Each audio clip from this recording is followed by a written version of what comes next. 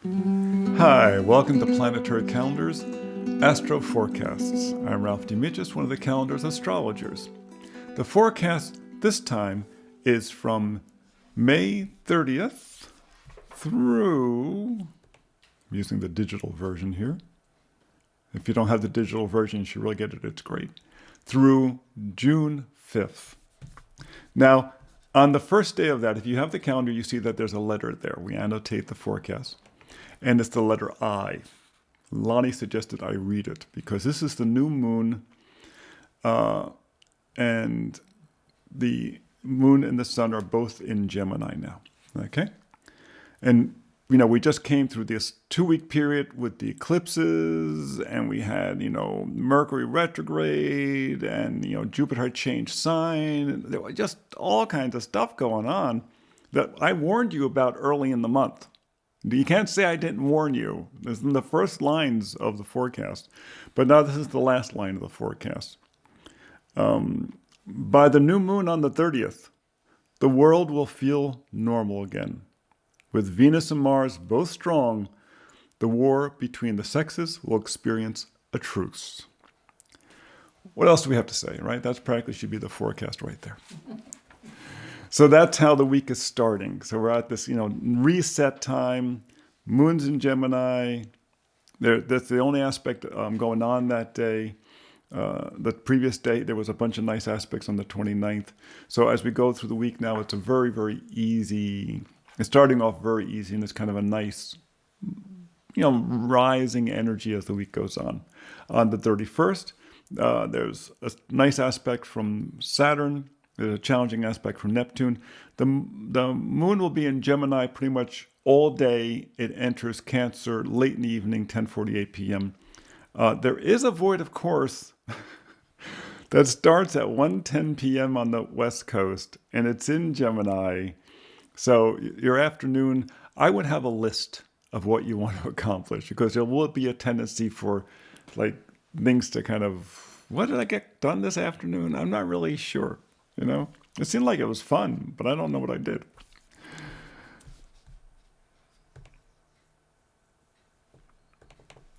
Now, on Wednesday the 1st, we have the moon, seriously into Cancer now. Venus is making a nice aspect to it. Jupiter and Mars are kind of challenging to it. So socially, it should be a very nice day. And try to make a point to work with the people you like working with. And the ones who are arrogant or pushy, try to avoid them. The Jupiter and the Mars, try to avoid them. Because then it'll generally be kind of a nice, emotionally comfortable day. But there's not a lot of aspects going on in this part of the week. It's a very easy part of the week. It's a nice breath in. On the Thursday, the 2nd, the only aspect going on is a nice aspect from Uranus and Taurus. That nice earthy aspect to that Cancerian moon. Which, when the sun is in Gemini like this, the sun in Gemini it's flitters. It's when all the flies come out, all the insects kind of appear that time of year, and the bees start dropping onto the flowers and such. So it's that time of year. It's very ephemeral. So when you have the, Uranus and Taurus, an earthy sign, the moon in Cancer, a water sign, they tend to kind of give you a nice foundation. On Friday, the 3rd, you have the moon is going to change sign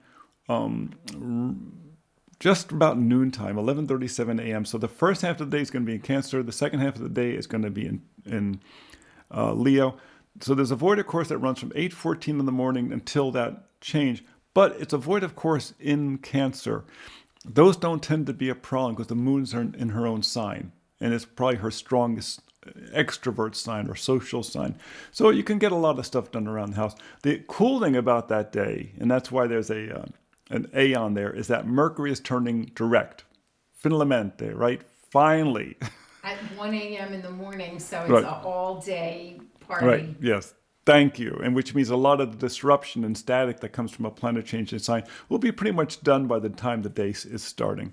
So you got some nice aspects to the moon that day. One little challenging one that shouldn't be too much trouble. But now, like I said, you really feel after that new moon, that energy, like life is kind of moving along again after all the stress of last month.